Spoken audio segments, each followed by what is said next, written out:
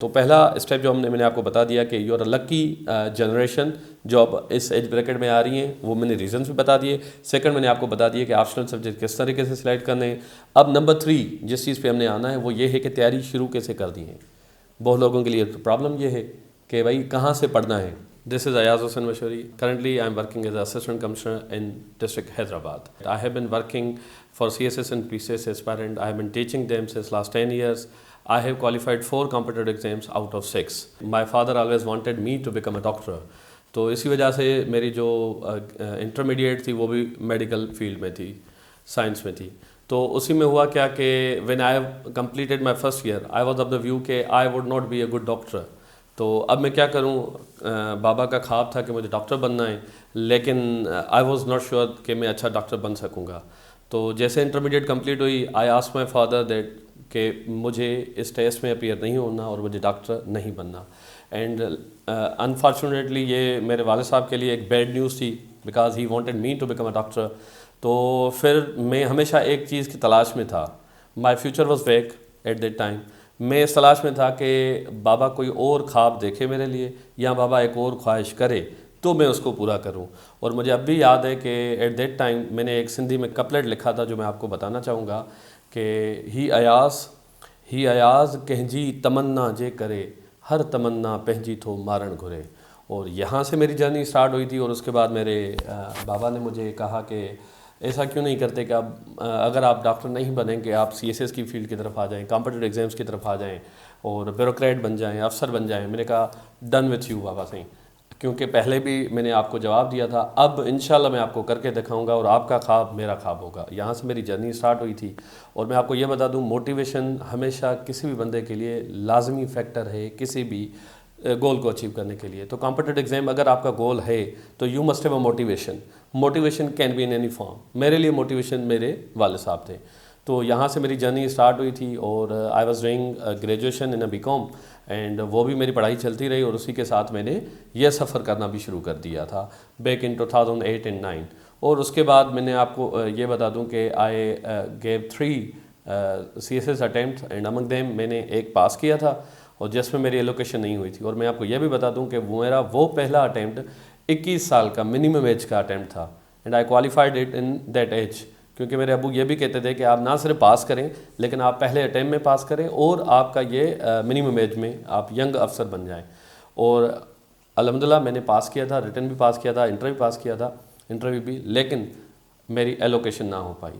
तो it was like a setback for मी कि भाई इधर तक पहुंच गए, इस मंजिल तक पहुंच गए और उसके बाद फिर वापस आना।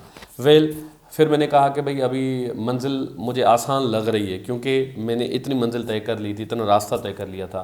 देन मैं आपको बता दूं कि I again appeared in 2013 and 14 but I could not qualify. यहाँ से ऐसे लग रहा था कि फ्यूचर आपका जो है ना ब्लीक हो गया।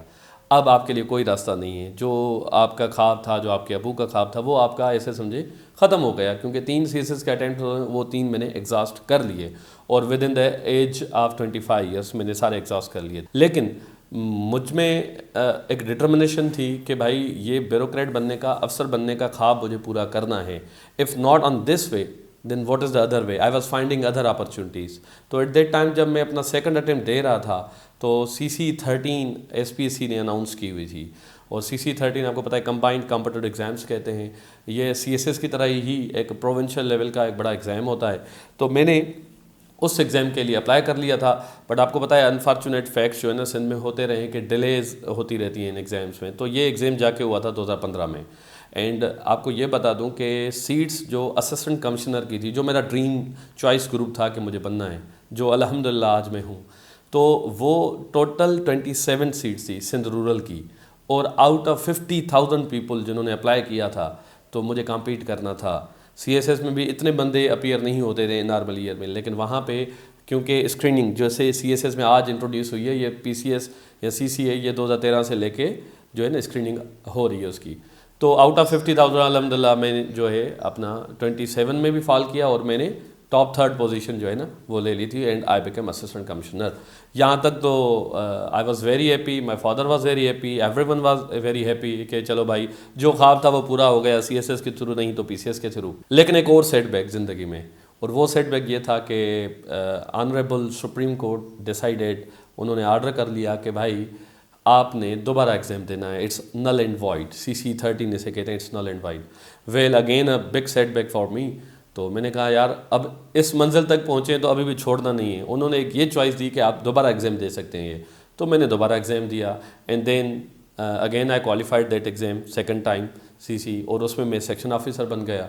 तो I served around 2 years in Sindh secretariat and उसमें मेरी डिफरेंट पोस्ट रही है। एग्रीकल्चर डिपार्टमेंट में मेरी पोस्ट रही है, उसके बाद CM हाउस में मेरी पोस्टिंग रही है as a section officer.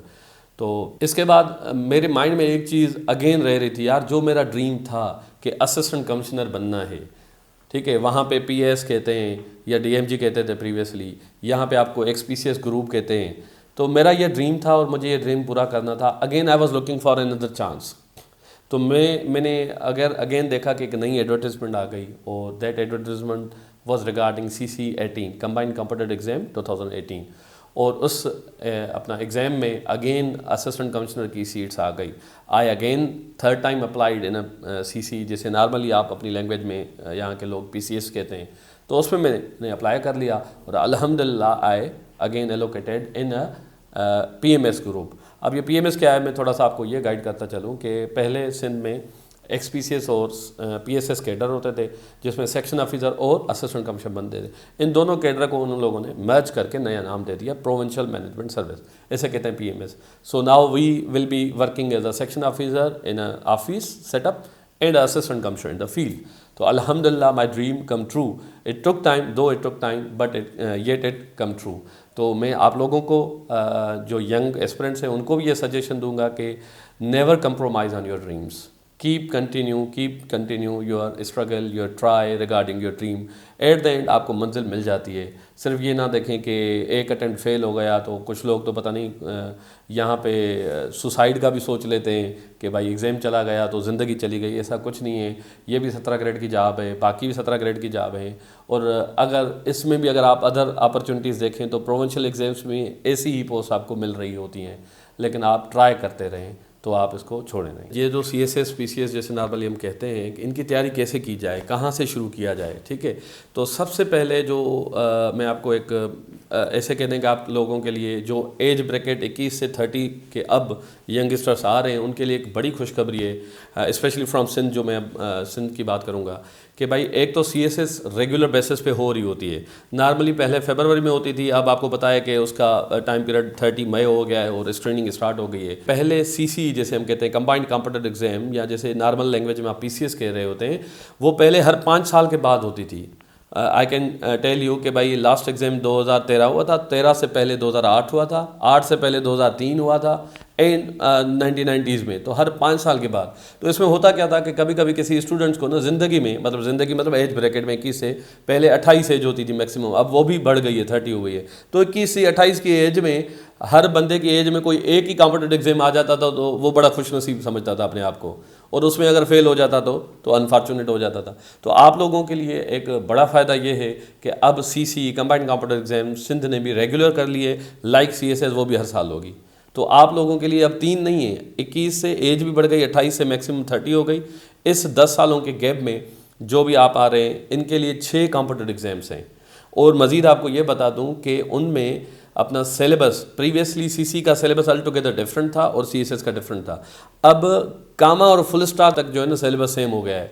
CC ने क्या किया है, CSS के सिलेबस को जो है ना अडॉप्ट कर लिया है।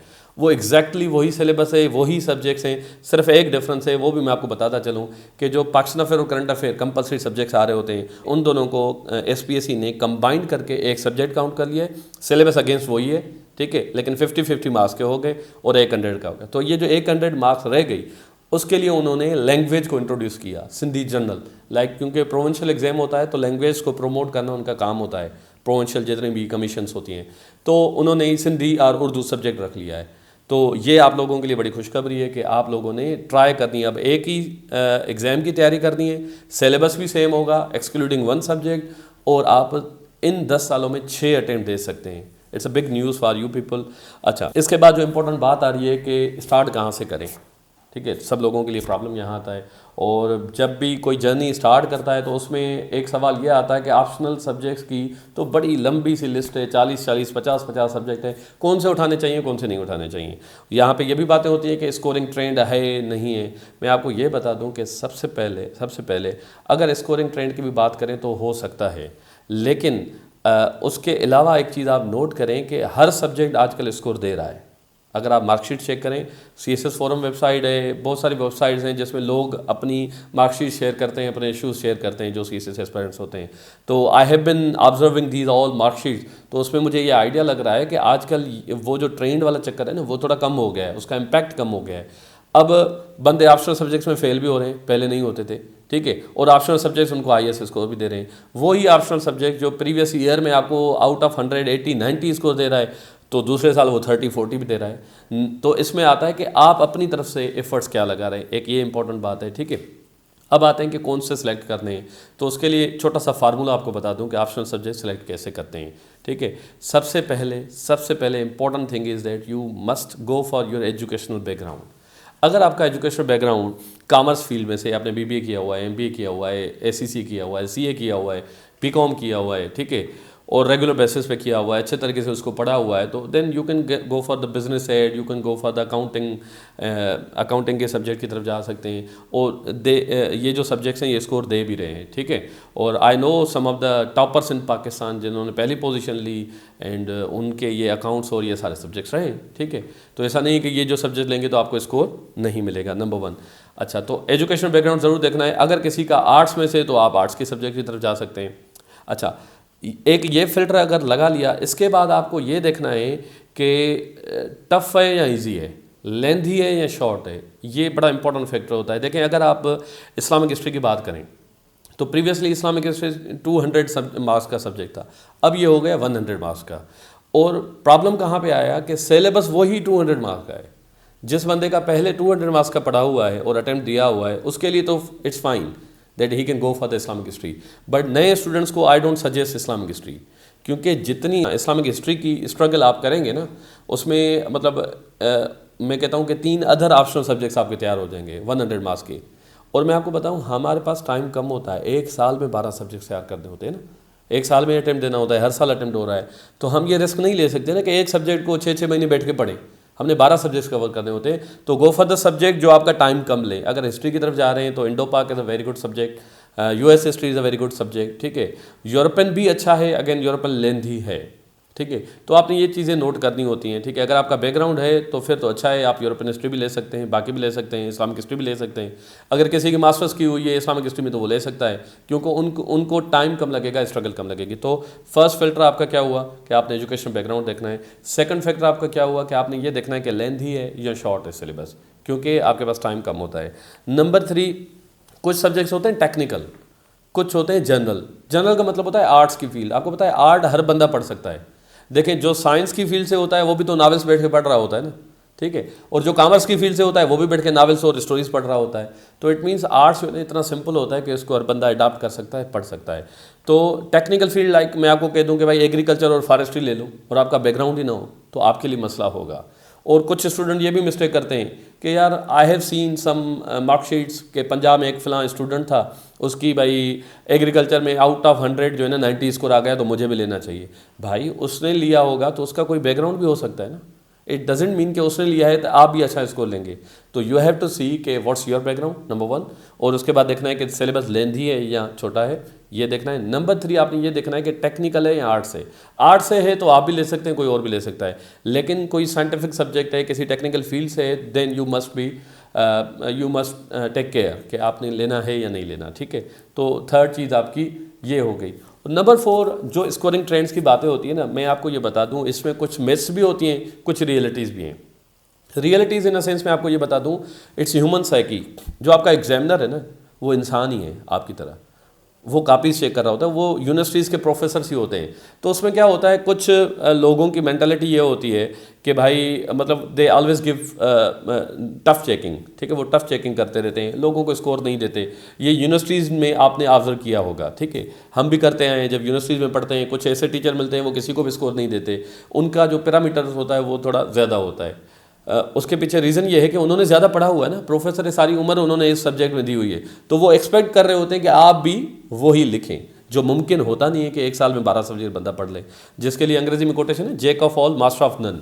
तो CSS में ऐसा ही चक्कर है, आपने जैक ऑफ ऑल बनाना है और मास्टर ऑफ नन बनना है। कुछ ऐसे टीचर्स होते हैं, प्रोफेसर्स होते हैं, वो कहते हैं यार देखो मैंने तो सारी उम्र लगाई है ना, दैट्स वाई मैं सोच रहा हूँ कि ऐसा होना चाहिए, ऐसा नहीं होना चाहिए। बट ये बच्चा है, ये साल में 12 सब्जेक्ट्स पढ़ रहा है, तो वो थोड़ा लीनियंट चेकिंग कर लेते हैं। तो ये जो साइकोलॉजिकल फैक्टर होता है ना, किसी की पर्सनालिटी मेकअप होती है, वो अफेक्ट कर रही होती है, जिसके लिए कहते हैं कि कुछ सब्जेक्ट स्कोरिंग जा रहे हैं, कुछ नहीं जा रहे। लेकिन मैंने कहा इसका इम्पैक्ट कम हो चुका है आजकल, अगर आप ऑब्जर्वेशन देखें तो। ठीक है, तो इस तरीके से आपने अपने ऑप्शनल सब्जेक्ट्स को सिलेक्ट करना है और आगे बढ़ना है। तो पहला स्टेप जो मैंने आपको बता दिया कि you are a lucky generation जो अब इस एज ब्रैकेट में आ रही हैं, वो मैंने रीजंस भी बता दिए। सेकंड मैंने आपको बता दिया कि ऑप्शनल सब्जेक्ट किस तरीके से सिलेक्ट करने हैं। अब नंबर 3 जिस चीज़ पे हमने आना है वो ये है कि तैयारी शुरू कैसे कर दी है। बहुत लोगों के लिए प्रॉब्लम ये है कि भाई कहाँ से पढ़ना है। तो मैंने स्टूडेंट्स में एक टेंडेंसी देखी है। वो टेंडेंसी ये है कि मार्केट में गए, अपना सजेस्टेड रीडिंग लिखी होती हैं हर सिलेबस के सब्जेक्ट्स के पीछे। अब मैं आपको बता दूं कि इस्लामियात की सजेस्टेड रीडिंग देखेंगे तो 15 से 20 किताब होंगे, पाकिस्तान अफेयर के 15 से 20 किताब होंगे, करंट अफेयर के 15 से 20 किताब होंगे। Now you tell me, is it humanly possible कि आप सारे सजेस्टेड रीडिंग एक साल में पढ़ सकें? No, it isn't. तो फिर आपने करना क्या है? सारे तो पढ़ने नहीं है, इट डजेंट मीन कि उनको पढ़ना भी नहीं है, एक दो पढ़ सकते हैं। ठीक है, तो करना क्या होता है, ये टेंडेंसी आप हर चीज़ के पीछे ना जाएं। जैसे आज का दौर है ना, मैं आपको बता दूं, it's we are faced with a richness of information but dearth of focus कम हो गया है। तो हमने फोकस पे आना है, सिर्फ इन्फॉर्मेशन पे नहीं आना। जो आपकी टेंडेंसी होती है, आजकल मोबाइल में हर चीज़ मिल रही है, स्क्रीनशॉट निकाला, एक निकाला, दूसरा निकाला, तीसरा निकाला, भरी पड़ी होगी मोबाइल आपकी स्क्रीनशॉट से, लेकिन आप पढ़ते नहीं हैं, तो फोकस कम हो जाता है। ठीक है, तो आपने करना क्या है कि सबसे पहले 1 बुक पॉलिसी की तरफ जाएं। किसी भी सब्जेक्ट की तैयारी करें, किसी अपना सीनियर से गाइडेंस ले लें कि सर इस सब्जेक्ट के लिए कौन सा बेसिक बुक हमने पढ़ना चाहिए। अब मैं आपको ये बता दूं कि कुछ स्टूडेंट कहते हैं कि sir for example Pakistan affair की किताब है, कोई गुलशहजाद सरवर की बेसिक किताब है, कोई इकराम रबानी की अपना किताब है पाकिस्तान अफेयर की, पढ़ते हैं। सारी किताबें अच्छी होती हैं, कोई किताब बुरी नहीं होती है, लेकिन प्रॉब्लम इज़ दिस के सबसे पहले पाकिस्तान अफेयर की नेचर को तो समझो, जो सब्जेक्ट आपने पढ़ना है। उसमें देखें आपने pre partition is all about history, और मैं आपको बता दूं हिस्ट्री क्या होती है। हिस्ट्री को अगर हम सिंप्लीफाई करें तो it's a chain of events, एक इवेंट के बाद दूसरा, दूसरे के बाद तीसरा, और हर इवेंट का दूसरे इवेंट पे कोई ना कोई इम्पैक्ट होता है। तो आपने करना क्या है, हम डायरेक्ट जंप करते हैं एनालिटिकल बुक्स पे जो एनालाइज कर रहे होते हैं हिस्ट्री को। तो उसमें क्या होता है, स्टूडेंट परेशान। अब पहले ही पेज पे भाई 1857 का जिक्र भी आ गया और उसी पेज में 1947 का भी जिक्र गया, तो वो जो है ना कैच नहीं कर पाते इवेंट्स को। तो सबसे पहले आपने करना क्या है, ऐसी किताब लें जो आपकी हिस्ट्री के जो प्री पार्टीशन है उसके इवेंट्स आप सारे पढ़ लें।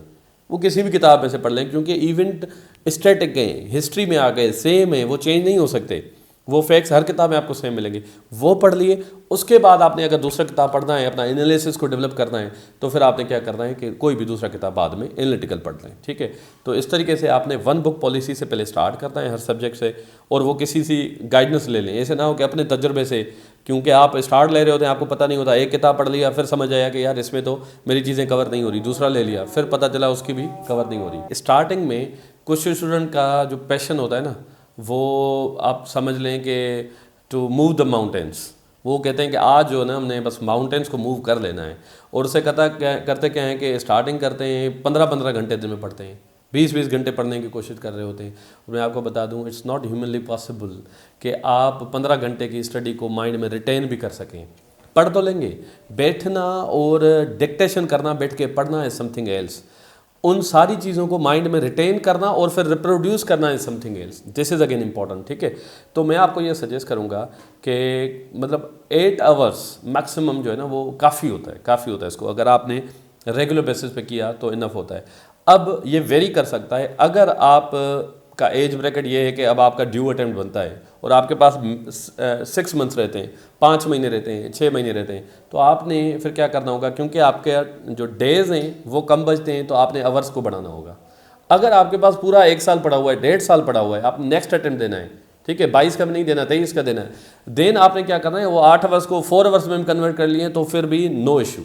आपने चीज़ों को कवर करना है। ठीक है, अपने आप को परेशान नहीं करना कि 10-10 घंटे ही पढ़ना है, 15-15 घंटे ही पढ़ना है।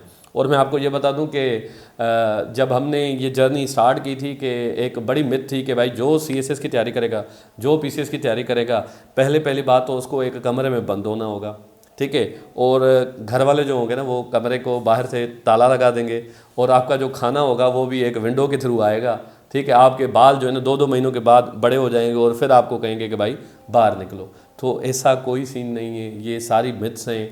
मैं आपको कहूँगा 8 घंटे पढ़ो, 6 से 8 घंटे पढ़ो। अगर आपके पास 1.5 साल है, अगर आपके पास 6-7 महीने, तो then you have to increase the number of hours. इस तरीके से आपने टाइम मैनेजमेंट को कवर करना है। और मैं आपको ये भी बता दूँ, कुछ स्टूडेंट कहते हैं कि भाई 8 घंटे हैं तो 8 घंटे लगातार पढ़ो। नो, आप 2 घंटों के बाद ब्रेक कर लो, आधे घंटे का ब्रेक कर लो, 1 घंटे का ब्रेक कर लो, नो वरीज, ठीक है। 1 घंटे के बाद ब्रेक करो, नो वरीज, ठीक है।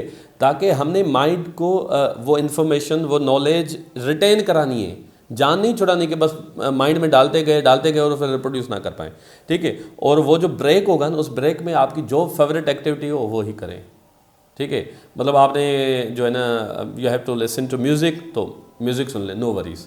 इस तरीके से आपने जो है ना तैयारी को, टाइम स्केड्यूल को चलाना है।